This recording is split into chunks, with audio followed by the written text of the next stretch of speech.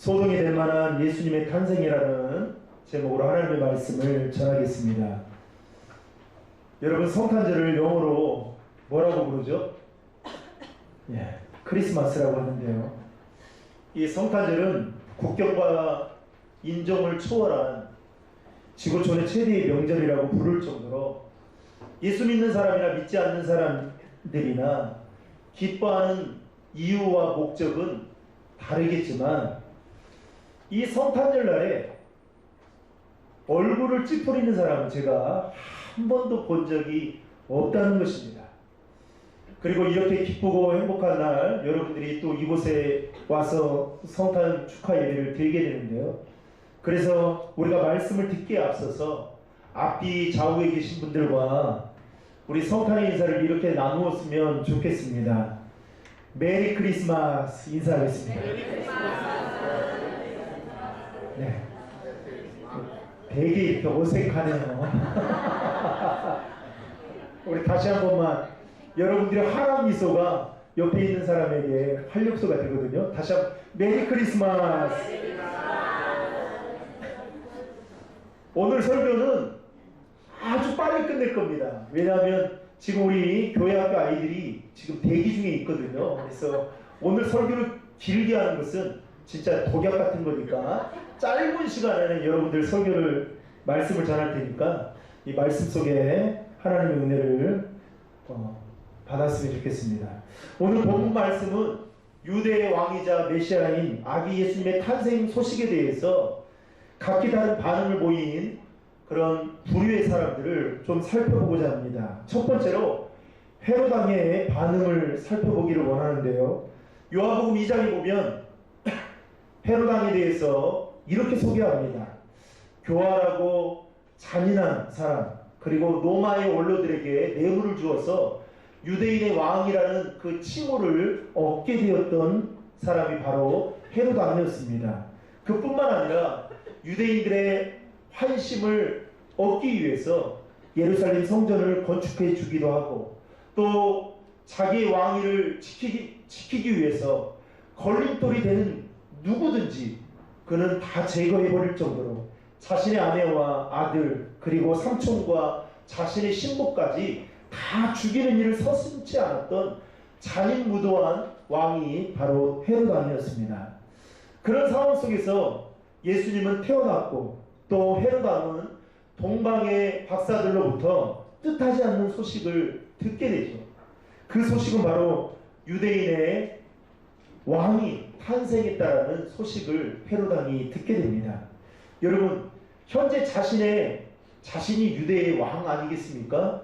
그런데 자기도 모르는 사이에 이방인인 동방의 박사들로부터 유대인의 왕이 탄생했다는 이 소식을 들었을 때 헤롯 왕의 마음이 어땠을까요? 오늘 성경을 보면 심기가 매우 불편했다, 이렇게 표현하고 있습니다. 그래서인지 자신의 속내를 감추고 싶었어요. 그래서 동방의 박사들에게 이렇게 이야기합니다. 8절에 보시면 가서 샅샅이 뒤져 그 아기를 꼭 찾으라. 그리고 아기를 찾자마자 나에게 그 소식을 알려줘라. 그리고 나도 그 다음 뭐라고 말합니까? 아기에게 경배할 것이다.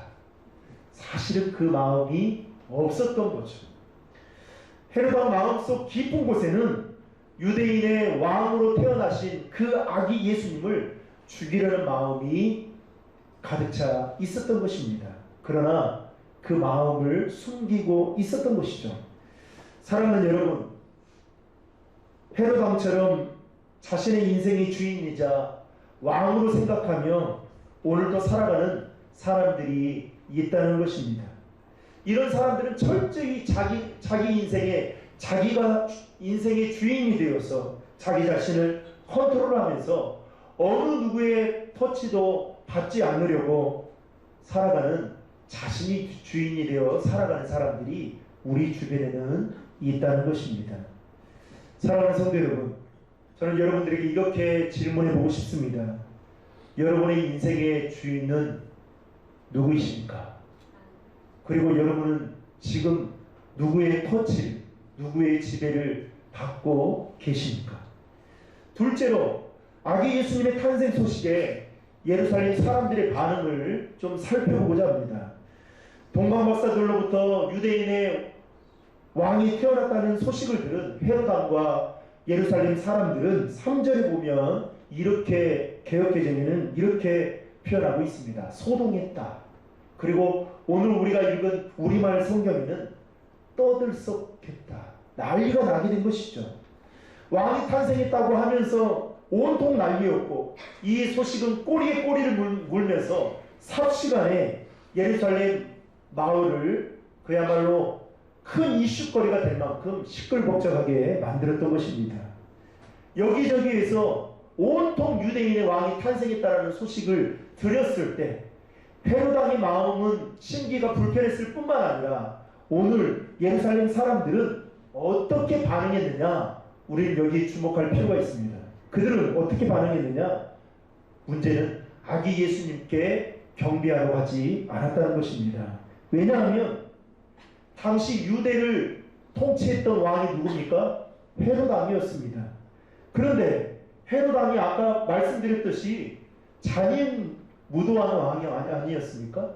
그러다 보니까 예루살렘 사람들이 그 소식을 들어도 기뻐할 수 없었던 이유는 혹시나 아기 예수님께 자신들이 태어났다는 소식을 기뻐하거나 경배하러 갔다가는 그 사실이 발각되어지고 또 헤롯 왕의 귀에 들려지게 된다면 자신의 목숨이 이태로워질까봐 그들은 아기 예수님의 탄생의 소식에 무관심했던 것입니다.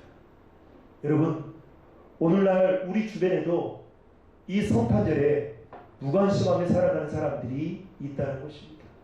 마치 예루살렘 사람들처럼 말입니다. 저와 여러분들은 어떻습니까? 세 번째로 대제사장들과 율법학자들의 반응을 살펴보고자 하는데요. 이 동방의 박사들이 전한 소식에 당황한 헤롯 왕은 대제사장과 율법학자들을 부릅니다. 그리고 그들에게 묻습니다. 그리스도가 어디에서 태어났는지 묻습니다. 그런데 4절부터 6절에 보시면 대제사장들과 율법학자들은 예수님이 어디에서 태어날지를 정확하게 알고 있었습니다. 다시 말하면 미가서 5장 2절 말씀을 통해서 예수님은 유대인의 왕으로 태어나신 그 예수님은 유대 땅 베들레헴에서 탄생하실 것이라는 것을 대제사장들과 율법학자들은 미리 알고 있었다는 것입니다. 이들은 당시 유대 교회의 종교 지도자들이었습니다.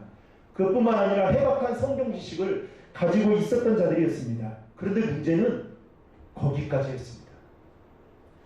대제사장들과 율법학자들은 예수님이 어디에서 태어난다는 사실을 알고 있음에도 불구하고 문제는 베들레헴으로 가지 않았다는 것입니다. 성경을 통해서 미리 미가 예언자를 통해 예언된 그 메시아가 베들레헴에서 태어난다는 것을 알면서도 그들은 손꼽아 기다리지 않았던 것입니다. 문제는 대제사장들과 율법학자들은 아기 예수님의 탄생을 지식적인 것만 받아들였던 것입니다. 거기서 끝난 거예요. 오늘날 우리 주변에도 이 성탄절을 아기 예수님의 탄생의 소식으로만 그냥 알고 끝나버리는 사람들이 여러분 얼마나 많이 있습니까? 마지막 네 번째로 동방박사들의 반응을 살펴보고자 합니다. 이 동방의 박사들은 유대인의 왕으로 태어나신 아기 예수님의 소식을 듣고 10절 말씀에 보면 별을 보고 뛸 듯이 기뻐하는 모습으로 반응했다라고 그렇게 소개하고 있습니다. 그들은 아기 예수님을 만나야겠다는 그 목적으로 반짝이는 별을 보고 산을 넘고 강을 건너고 사막을 횡단했습니다. 여러분, 제가 몽골에 선교를 간 적이 있거든요. 우리나라에서는 이 반짝이는 별을 보기가 참 힘들잖아요. 그렇죠? 수많은 별들을 이렇게 떠있는 모습들을 참 보기가 어려울 정도로 환경이 매우 좋지 않잖아요. 그런데 제가 어느 날 몽골에 가서 선교를 하는데 그 게르 안에서, 게르 구멍이 딱 뚫려져 있는 그 게르 안에서 누워서 하늘을 딱 보는데 와, 갖고 싶은 거 있죠? 진짜 조금 거짓말을 못해서 그 별 하나 따서 우리 집사람 주고 싶더라고. 얼마나 별이 반짝반짝거리는지요. 제가 그때 집사람 다음으로 반해봤는데요. 그런데 여러분 한번 생각해 보십시오. 이 동방의 박사들이 별을 보고 아기 예수님의 탄생의 그 현장을 가게 되었을 때 그 길이 여러분 쉬웠을까요? 그렇지 않았다는 거죠. 왜냐하면 여러분 별 세는 것도 어려운데 유난히 반짝이는 별을 보고 따라간다는 것은 정말 여러분 어려울 뿐만 아니라 또 그들이 걸어간 길은 여러분 하루 이틀 만에 걸어갈 그 길이 아니었습니다. 또 동방의 박사들이 별을 보고 걸어간 그 길은 포장도로나 교통수단이 좋은 그 길이 아니었다는 것입니다. 고대 문헌에 따르면 동방 박사들이 걸어간 그 길은 적어도 2달 정도 걸린 먼 길이었다 이렇게 표현하고 있습니다.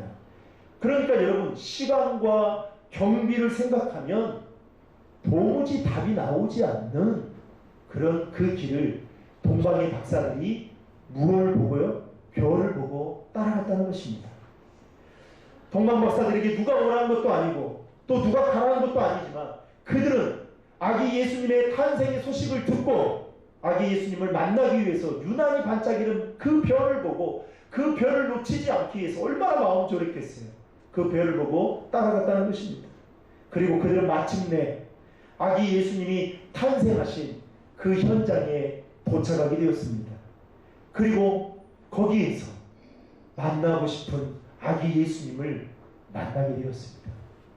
그리고 그들은 자신의 보배함을 열어서 황금과 유향과 몰약을 예물로 드렸다. 성경은 그렇게 이야기하고 있습니다. 자신이 가장 소중한 것들을 아기 예수님께 경배하며 드렸던 것이죠. 여러분, 동방박사들이 이렇게 할 수 있었던 이유가 무엇 때문일까요? 아기 예수님의 탄생하신 그 메시아가 세상 어떠한 것보다도 누구와도 비교가 될 수 없을 만큼 가치 있는 분으로 여겼기 때문에 그들은 그 험난한 길을 많은 시간과 경비를 들어가면서 예수님의 탄생하신 그 현장을 묵묵히 걸어갈 수 있었던 것입니다. 사랑하는 성도 여러분, 여러분에게 있어 예수님이 태어나신 성탄절은 정말 어떤 날입니까? 그리고 여러분은 근본 성탄절을 맞이하기 위해 진짜 어떠한 마음으로 여러분 기다리고 있으셨습니까? 예수님은 우리에게 가장 기쁜 소식으로 오셨습니다. 그러나 그 소식을 반갑게 받아들이지 못했던 헤롯, 그리고 자신의 목숨에 이태로울까봐 헤롯 왕의 눈치를 보며 무관심했던 예루살렘 사람들, 그리고 예수님의 탄생의 소식을 미리 예언자들을 통해서 알고 있음에도 불구하고 지식적인 수준에만 머물고 그 현장을 가지 않았던 대제사장들과 율법학자들, 여러분 이들의 모습이 혹시 우리의 모습이 아닌지 저는 돌아봐야 된다고 생각합니다. 요한복음 1장 11절에 보면 예수님이 자기 땅에 오매 자기 백성이 영접하지 아니하시니. 사랑하는 성도 여러분, 누가 뭐라 해도 성탄절의 주인공은 저와 여러분이 아닌 저와 여러분들이 믿고 있는 예수 그리스도이십니다. 동방박사들처럼 예수님을 나의 영원한 왕으로 그리고 구세주로 모시고 세상의 어떠한 것보다도 비교가 될 수 없을 만큼 그분이 가장 가치 있는 분이라고 여러분 그 믿음으로 이번 성탄절을 정말 기쁘고 복되게, 그리고 그 기쁨의 소식을 내 주변에 있는 모든 사람들에게 함께 나눌 수 있는, 그래서 저와 여러분들이 그 성탄의 기쁜 소식을 전할 때에 내가 있는 주변의 상황들이 소동이 될 만큼 그런 놀라운 은혜가 있기를 주님의 이름으로 축복합니다.